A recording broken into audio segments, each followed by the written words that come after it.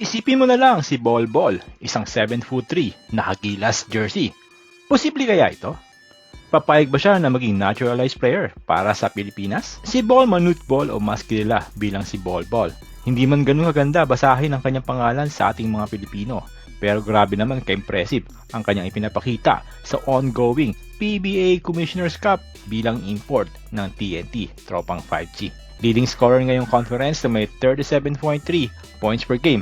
Samahan mo pa ng 16 rebounds, 3 blocks kada laro. Si Bol na may edad na 26 ay ipinanganak sa Khartoum, Sudan. Sa mga hindi nakakaalam, ang kanyang yumaong ama na si Manute Bol ang pinakamatangkad na basketball player na naglaro sa NBA na may taas na 7'7". Kaya't pagkatapos ng kanyang karera sa NBA, namalagi na lamang sa Amerika si Manute Bol at noong 1999, ipinanganak si Bol sa kanyang ikalawang asawa na si Achok Geng Bol.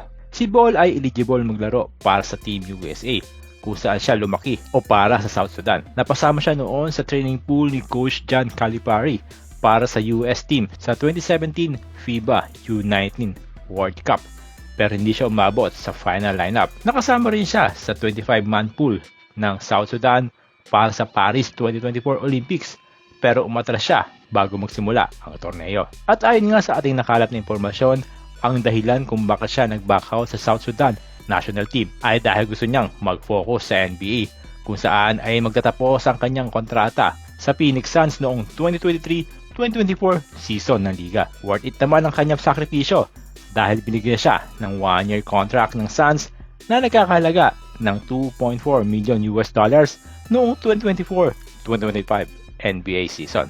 At dahil hindi pa nga nakapaglaro para sa kahit anumang national team si Bol, pwede siyang i-consider na sumali sa Gilas. Sumang-ayon nga dito si Coach Tim Con at posible nga na i-consider sa ating national team dahil sa kanyang talento.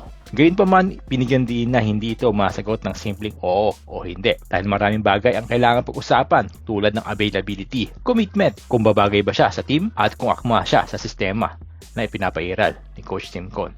Ayon pa rin kay Coach Tim Con, ang pag-consider kay Bol bilang naturalized player ay isang komplikadong usapin na walang madaling sagot. Pero ayon naman kay Gilas at TNT Assistant Coach Josh Reyes na iparating niya mismo kay Bol ang posibilidad at ikunento nga ni Reyes na mula pa sa una nila pag-uusap ay nabanggit na niya ito. Gayunpaman, sinabi niya nakatuon pa rin si Bol sa South Sudan lalo na sa plano nito maglaro para sa kanilang koponan sa darating na 2028 Los Angeles Olympics. Nais daw ni Bol na panindigan ang kanyang pangako. Wala raw itong anumang issue laban sa Gilas at inaamin niyang magiging maganda rin sana yon. Ngunit mas pinipili niyang tuparin ang kanyang commitment sa sariling bansa. Dagdag pa ni Reyes, hindi dapat mawala ng pag-asa at isarado ang pinto para sa posibilidad na makuha natin siya bilang susunod na naturalized player ng ating bansa. Pero ang mahalaga ngayon ay mag-enjoy muna si Bol sa pananatili dito sa Pilipinas at ipakita natin ang mailang suporta at pagmamahal sa 7'3" big man. Bagamat nadidismaya siya sa ilang mga Pinoy content creator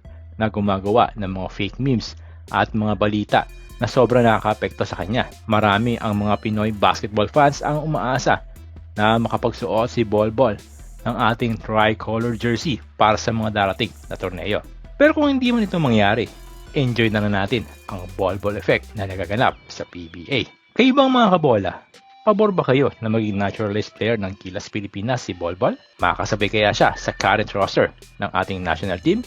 At babagay kaya siya sa sistema ni Coach Tim Con?